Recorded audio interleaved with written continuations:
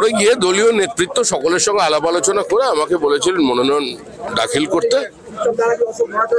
আমি মনোনয়নপত্র জমা দিলাম। আমাদের তো খালি সভাপতির নির্বাচন হয় বলেই আমি জানি, আর ন্যাশনাল কাউন্সিল মেম্বারসদেরও নির্বাচন আজকেই হচ্ছে। ওই সভাপতি বলেন আপনি যেটাকে, সেই পদে।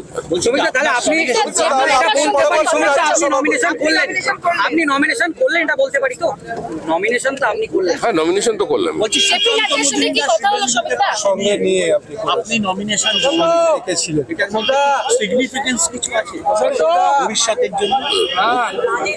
বিজেপি ঐক্যবদ্ধ ছিল, আছে, থাকবে।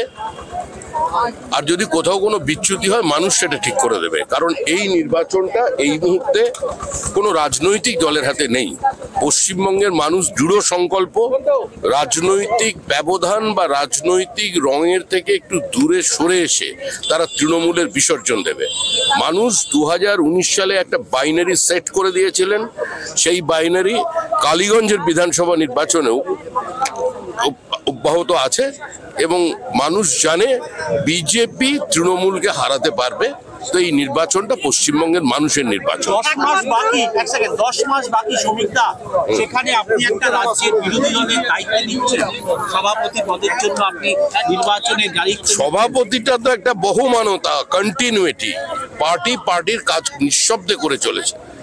অপেক্ষা করুন, যারা বলছেন বিজেপির বুথে সংগঠন নেই, যারা বলছেন নতুন পুরনো দ্বন্দ্ব, এসব কোনো কিছু কাজে আসবে না। সংঘবদ্ধভাবে বিজেপি নির্বাচন লড়বে। তৃণমূলকে চিন্তা করতে হবে 2026-এর নির্বাচনে তারা বুথে এজেন্ট দিতে পারবেন কিনা।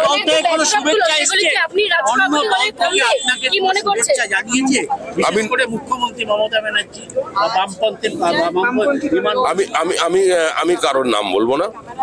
ভিন্ন রাজনৈতিক দলের মানে প্রতিষ্ঠিত নেতৃবৃন্দের কাছ থেকে বিধায়ক, সাংসদ অনেকে শুভেচ্ছা জানিয়েছেন। দলের যে ব্যাকড্রপগুলো এতদিন পর্যন্ত ছিল একদম নিচু স্তরে, সেগুলো কি আপনি এলে কমবে বলে মনে করছেন? আমি তো ব্যাকড্রপের নিচে সবসময় থাকি। আমি তো ব্যাকড্রপ বলতে বুঝি যেখানে দাঁড়িয়ে থাকি তার পিছনে যেটা, সেটাই আমার এই ব্যাকড্রপ। আর সবসময় ব্যাকড্রপের উচ্চতা আমার থেকে বেশি থাকে, আমার সাইডে। জেপি নাড্ডার সঙ্গে কি কথা হলো? যে কোনো সভাপতির বিষয় নিয়ে কোনো কথা হয়। কোন পদে হাঁটবেন কিছু ঠিক করলেন শ্রমিকদা? 42 বছর ধরে যে পথে হেঁটেছি সেই পথে হাঁটবো।